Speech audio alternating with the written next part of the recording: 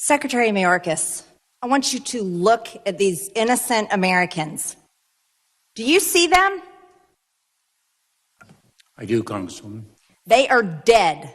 They're from Dalton, Georgia, in my district. They're dead because a 17-year-old, likely affiliated with the cartels, was smuggling illegal aliens into our country in Texas, breaking our laws, and this happens every single day in our country. Earlier this week, 8 Republicans joined the Democrats and protected your job. But I want you to know, you have a short time coming. You can honorably resign, or we are going to impeach you, and it's happening very, very soon. Mr. Wray, do you remember on October 18th when the Capitol complex was illegally occupied, breaking same laws that you have hunted down Americans for from January 6th? Are you familiar with this? I don't recognize the picture that you're holding. Well, because maybe your agents haven't been doing a good job into investigating the organizers that broke the law, illegally occupied this very building that we're sitting in right now, and over 300 of them were arrested. Some of them attacked police officers.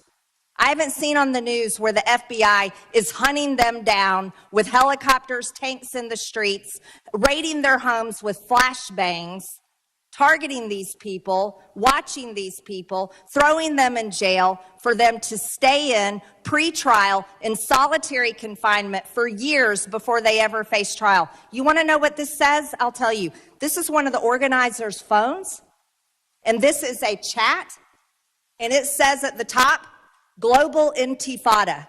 Now, while we're talking about terrorism today, are you familiar with the term Intifada? I've certainly heard the term. Do you know the definition? I'm not going to try to define it, but It means Arab uprising or jihad. Are you concerned about jihad in this country? I am, and I have consistently testified to that effect. Yes, but are you interested in using the FBI? You are the director of the FBI. Do you hunt down terrorists in our country? Those that would be responsible for jihad? Absolutely, and that's why we've had jihadist-inspired terrorism at our highest national threat priority level since the day that I started as FBI director. Do you still use the Southern Poverty Law Center as a source? You use them. The FBI used the Southern Poverty Law Center as a source when targeting Catholics. Are you still using the Southern Poverty Law Center as a source? Congresswoman, what I think you're referring to is the so-called Richmond intelligence product, which as soon as I learned about it, I was horrified, withdrew it. We had an inspection done, and part of the problem that we found with that particular product by that particular office is precisely what you're talking about, the reliance on the Southern Poverty Law Center and the way in which they relied on it. Well, you relied on the Southern Poverty Law Center, but I would have you know, Mr. Wray, that this one right here, this person involved in the Global Intifada group that illegally, they broke the law, came in and occupied the Cannon Office House building, interrupted Congress, interrupted hearings. Right here, Katrina Bleakley is the lead attorney for the Southern Poverty Law Center. Were you aware of this? Congresswoman, as I said, I haven't seen the photos that you're holding up before. Maybe, well, I posted them on my Twitter account. It's public. You know, maybe I don't you guys spend a lot of time on Twitter. Well, you know, oh, I'm sure you do, because the Department of Homeland Security, organized with other offices, has censored many Americans, including myself. I'm not part of the Department of Homeland Security. Right, Mr. Wray, you should be interested in investigating terrorism, and this right here is proof that we had terrorists in our own office building. Global Intifada. And you rely on the Southern Poverty Law Centers. Katrina Bleakley is one of the organizers. I'll send this over to your office so maybe perhaps you can stop targeting innocent grandmothers and veterans who walked through the Capitol on January 6th and might actually go after people tied to Hamas, tied to Hezbollah, and likely Iran. Mr. Wray, are you interested in members of Congress that are organized and participating in a Facebook group that has ties to Hamas? We're not investigating people for participating in a Facebook group. A Facebook group that is tied to Hamas? We have multiple investigations into individuals affiliated with Hamas, and they're active investigations. You're going to tell me as FBI director you will not investigate Americans or United States members of Congress that are linked to known terrorists? That's not what I said. Are you going to investigate or not? We are going to investigate individuals who are affiliated with Hamas if they meet our standards for predication, which are longstanding standards set by this department and the prior department and the department before that. I would hope to God that intifada and jihad and terrorists in our very country would be something that you would prioritize instead of a 3-hour event that happened at the Capitol nearly 4 years ago, Mr. Wray. I yield back my time, Mr. Chairman. Director Abizaid, thank you for your service. I'm not going to have questions for you today. Mr. Chairman, we started this hearing by listening to Secretary Mayorkas talk about climate change as a threat to our country and obscure policies that need reauthorization, but not yet one mention of the southwest border and the 169 plus known or suspected terrorists that have entered this country. So I think it just shows you where the mindset is, and the American people know that. Director Wray, you said in front of the Senate committee last week, and you said again today, the reality is that terrorism threat has been elevated throughout 2023, but the ongoing war in the Middle East has raised the threat of an attack against Americans in the United States to a whole other level. Do you stand by that statement? Absolutely. If somebody is listed as a special interest alien or a KST, by the way, this is Trump-era KSTs, and this is Mayorkas-Biden-era KSTs. If somebody's listed as a KST, is that a concerning person, somebody who could do harm to the United States? Well, to be on the watch list as a KST means that they've met the standard to be of concern. So they're concerning to the FBI. You're looking for these people. Yes. Are there people that are listed in these numbers? I think the number was 169. They may have amended that from CBP DHS, but are there people that you are still searching for that we don't know where they are in the United States? Of the known apprehensions, KSTs, known or suspected terror people, match list to the terror watch list. Well, are you still searching for people in the United States that we know match the terror watch list? I'm not sure I can answer that here because it's a constantly moving Director target. A, yes. Are there people that match the terror watch list that were apprehended by CBP that the FBI and other agencies are searching for in the United States? There are certainly individuals who are the subject of terrorism investigations that we are searching for. Are there Whether or not they're people, to me, I guess the distinction I'm drawing is, well, there's obviously a lot of focus on the watch list itself. One of the things that, and I've tried to be clear in my testimony here this morning, one of the areas that we are of concern is individuals who, once here, information later comes in. Are there people that you them. don't? Are there people you don't know where they are that the FBI is searching for today? Yes. Yes or no? Yes.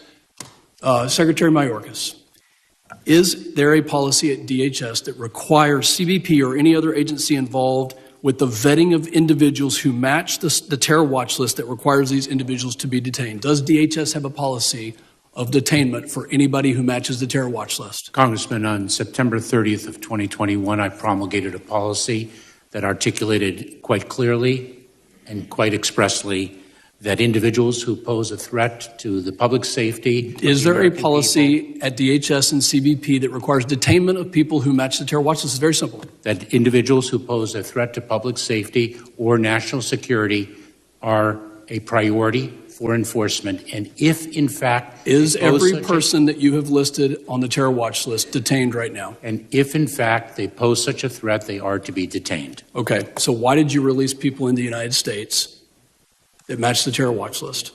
Congressman, we do not release individuals. So you have detained every single person who matched the terror watch list that you apprehended at the southern border? 100%. If you would allow me to answer the question. Please answer it quickly. I don't need a filibuster. If we believe that the detention of an individual is necessary to safeguard the safety of the American people, we continue to detain. Secretary, I'm going to reclaim my time. If you and any other agency labels somebody as a match to the terror watch list, do you immediately detain them? Congressman, if you are referring to the terrorist screening data set, the TSDS, we make a determination in the execution of our law enforcement responsibilities to detain an individual if that detention is I believe that based on your detention- testimony, based on Director Wray's, that there are people that you're still searching for that you should have detained. And I want to find out more information on it. Furthermore, in 2023, your agency, Secretary Mayorkas, reported that there were over 24,000 Chinese nationals who have entered the United States illegally. That's a 1,000% increase from 2022. Are there people that you are searching for, Director Wray, Secretary Mayorkas, that have entered this country? And is there intelligence to suggest that the CCP is trying to use or directing the flow of CCP or Chinese nationals into the United States?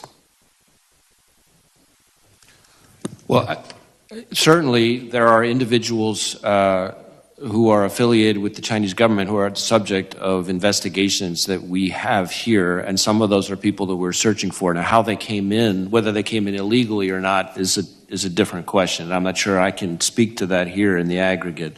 But what I can tell you is that I've been very consistent in saying that there is no country that presents a broader, more comprehensive threat to our economic security, our national security, our innovation than the Chinese government. And they use non-traditional collectors, not just traditional intelligence operatives, to cause that threat. Secretary Mayorkas, based on Director Wray's testimony, that he believes that this threat is at a whole other level and you are not detaining people immediately, I am very concerned about the security of this nation and the fact that you have been derelict in your duty in securing.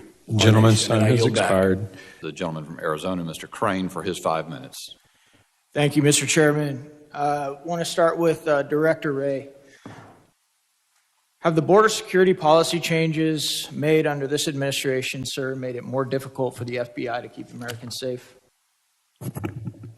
Well, I don't know that I could cite it to specific policies. What I would say is that certainly the threats that we are contending with that emanate from the other side of the border, whether it's fentanyl trafficking, whether it's the increase in the number of KSTs that we've seen over the last 5 years, all those are things that make the work that the FBI has on our side of the border to try to get ahead of those threats more challenging. So you don't acknowledge that the increase in traffic that we're seeing, the increase in individuals on the terror watch list have anything to do with some of the policy changes of this administration? Well, I didn't say that. I think what I was saying is when it comes to border security and questions of how that's supposed to be done, I defer to DHS on that. What I would say is the threats that we're contending with, which come from the other side of the border, are certainly extremely challenging over the last several years. Thank you, sir. In your professional opinion, what's causing the increase of encounters of individuals on the terror watch list and the traffic at our southern border?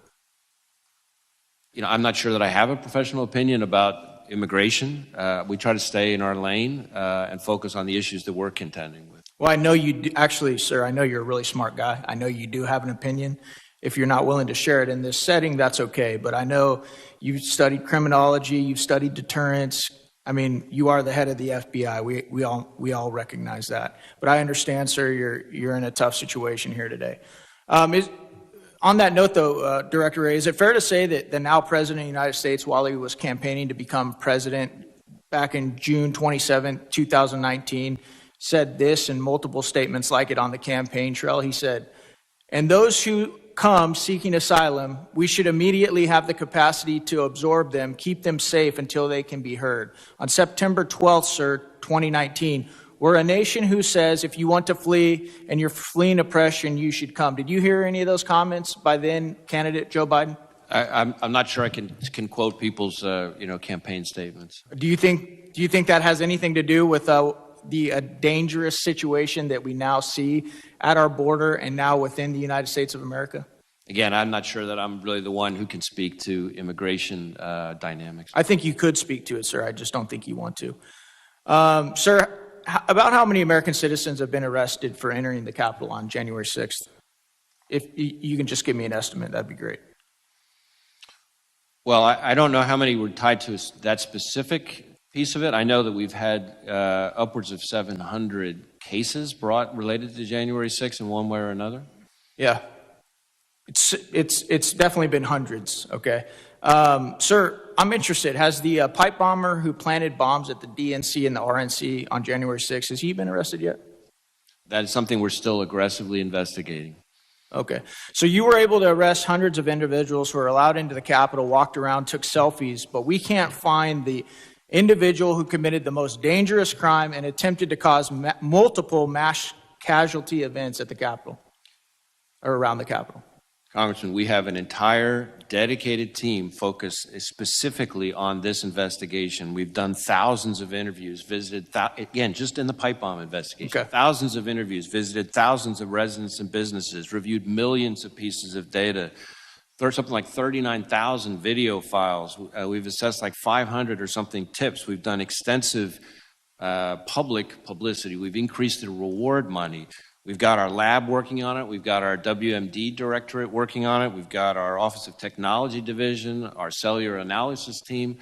So the folks that we have working on this investigation are working very aggressively on it. And I, as much as anybody, would like to see it solved. But it is certainly not for lack of effort and lack of priority, I can assure you. Thank you, sir. Sir, do you find it interesting how many whistleblowers there are right now from your organization coming forward and testifying to Congress about the conduct of the FBI and how they no longer even want to work for the FBI? They're willing to risk everything, including their livelihood, to come and talk to Congress about what they perceive to be a change in the culture at the FBI. Certainly, I respect the role of whistleblowers in our system. It's an important part of the way our system of government works. When it comes to the culture of the FBI, I'm very proud of our 38,000 people. I think you will be relieved to know that the number of people applying to be special agents from the state of Arizona has gone up over 135% over the last 5 years. And the view that you've just described, I don't think matches what I hear from the 55-plus chiefs and sheriffs and other agency heads in the state of Arizona who've dedicated something like 200 plus of their task force officers to serve on our task forces. We've got about as many task force officers on our Real task quick, forces sir, as we do you agents find now. their testimonies to be reliable, or do you think that when you hear what they're saying to Congress, do you think they're pushing false narratives? I'm not going to be weighing in on the accuracy of individual people who have made allegations against us. We take them all seriously. There have been plenty of inaccuracies lodged by any number of people about the FBI. We're going to stay focused on our work and the people we do the work with and the people we do the work for. Thank you, sir. I yield back. The gentleman yields. I now recognize Ms. Kamick, who has waved on to the committee for 5 minutes of questioning. Thank you, Mr. Chairman, and it's great to be back at Homeland. Secretary Mayorkas, good to see you once again. Director Wray, good to see you, ma'am. Thank you for appearing before the committee today. I'll jump right into it, Director Wray. Recently, I have been apprised of information that is concerning regarding individuals that are encountered at the border who, during the process of interviewing in the field, specifically using an I-213 form, the match for their ID comes back as inconclusive. That information is then subsequently redacted and listed as derogatory. When members of this committee, as well as other committees, have attempted to get access to this information, it has been denied. Why is this information in these field interviews with these individuals who have then subsequently been found to be suspected on the suspected terror watch list? Why is that information derogatory, and why has the FBI neglected to share that information with Congress? Congressman, I'm not familiar with the particular redactions in question, so I'm happy to have my staff follow up with you and figure out why there's a disconnect. Certainly, I know we've provided all sorts of information to this committee in a variety of forms, and I'm happy to see what it is that's missing and why. Well, and I think you have demonstrated a willingness to work with this committee and others. So could you commit in the next 30 days to providing the committee staff on Homeland Security all of the unredacted field interviews? Well, what I can commit to you is that I will follow up with my team to find out what the heck is going on, and if there's information that we can provide that we haven't, we will. Well, no, because I'm not- no information should be redacted, and there can be no good reason. If you can't provide me with a reason why the information is listed as derogatory right now, then you should commit to full transparency to Congress. And that can be in a SCIF, that's fine, in a classified setting, but this committee staff should have full access to the field interviews, especially as it pertains to individuals that have been apprehended or encountered at the southwest border with ties to terrorist groups. Yes or no? I'm not trying to be obtuse, I promise. Since I'm not familiar with the specific redactions, I would ask to be able to go back with my team and find out why it's redacted, and if there's a reason for it Can that you is provide valid, us we will discuss within that with 30 you, days? and if there's not Director a reason, Wray, we will provide you the Director information. Wray, within 30 days, if you can provide this committee in writing a rationale as to why that information is redacted and what classifies it as derogatory, that would be incredibly helpful. We'd be happy to get back to you Okay, within perfect. 30 days. And I'm going to follow up because I want to be sensitive to the time here. Can you confirm, I know my colleague, August Pfluger from Texas, had followed up with Secretary Mayorkas on the issue of Uzbek nationals and their ties to the confirmed ISIS smuggling ring. Can you confirm that you are currently actively investigating the Uzbek nationals that were connected to this ISIS smuggling ring? Yes or no? Yes, ma'am. We have very focused on this particular threat stream. We have a number of active ongoing investigations related to it. I will say that we have so far not identified any intelligence that the individuals came to conduct terrorist attacks, but that's not the same thing as suggesting that we don't take it extremely seriously and that we're not working it very aggressively. We have lots and lots of agents working on this. But they did come through a connected terrorist network. The network that is in question has some ties to ISIS, which is part of why we were concerned. That's why we're taking it so seriously. So what I want to be clear about is not in any way to have my answers suggest to you that we're not taking this extremely seriously and that we're not working it very aggressively. I'm just also trying to avoid undue alarm about what we found so far. So far is a key set of words there. So far. Okay, I'm going to have follow-up questions for the record with you, Director Wray and Secretary Mayorkas. I don't want you to feel left out at all. So I want to touch really quickly on the Homeland Intelligence Experts Group that raises some really questionable concerns about the department's impartiality and objectivity. So isn't it true that on September 19, 2013, the department announced the establishment of the Homeland Intelligence Expert Group to provide advice and perspectives on intelligence and national security efforts to the Office of Intelligence and Analysis, INA, and the department's Office of Counterterrorism and their coordinator, yes or no? We recently announced the group. Yes, I'm not sure perfect. So isn't it true that the composition of this so-called experts group includes former top-level intelligence officers James Clapper, Brennan, and Paul Colby? I believe so, yes. Okay, so are you aware that Clapper, Brennan, and Colby all signed a now discredited public statement on October 19th, 2020 that incorrectly implied the New York Post reporting about Hunter Biden's laptop and influence peddling that was supposedly the product of Russian disinformation?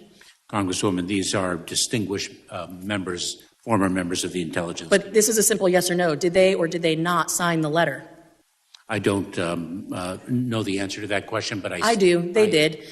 Are you aware that on October 19th, 2020, the statement used by various media organizations and social media businesses to downplay and censor the Post reporting before the 2020 presidential election? I'm sorry. With the indulgence of additional time, Mr. Chairman, could you ask that question just at a bit of a slower pace? Are you aware that on October 19th, 2020, the statement was used, the statement that was signed by Brennan, Clapper, and Colby was used by multiple media organizations, social media businesses to downplay and censor the story about the Hunter Biden political influence right before the 2020 presidential election? I am not tracking that, Congresswoman. Wow. For as much time and effort as you are putting into a Homeland Intelligence Experts Group, that seems shocking that you wouldn't be tracking that. Are you aware that another member of this newly created group, then Associate Deputy Attorney General for the Department of Justice, Tashina Gauhar, I'm sorry, I'm messing up her name here, was extensively involved in the FBI's probe into baseless allegations against President Trump's campaign colluding with Russia? Congresswoman, let me share with you what I can tell you with confidence is that the individuals who were selected to the experts group are very distinguished and reputable members, former members of the intelligence community, and we're incredibly proud to avail ourselves of their expertise and judgment. And have since been discredited. Time has Thank you. I yield back. expired.